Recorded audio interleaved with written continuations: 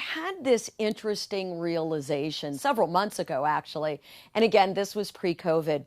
I live in Park City, Utah. Every year we have the Sundance Film Festival. 60 to 80,000 people descend upon our town. And one particular night, I noticed a huge line out of my favorite restaurant called Firewood. Well, I was confused because I know they have, just one chef named Pierre. So I went to the maitre d', who's my friend, and I asked her, I said, let me ask you a question. How are you going to accommodate all of these tourists right now? And she said, oh, that's easy. We could never replace Pierre, but we did get a lot more sous chefs.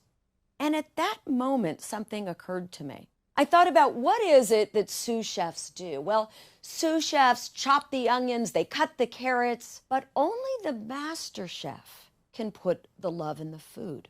Only the master chef can come out to the table and say to me, hi, Shari, how are your parents who I know are aging? Oh, how's Tyler, your 15-year-old boy? Only Pierre can actually build a connection.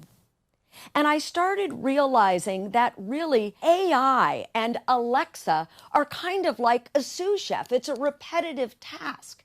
Yes, we sell software, but only the human can put the love in the food. And we need to remain a group of master chefs.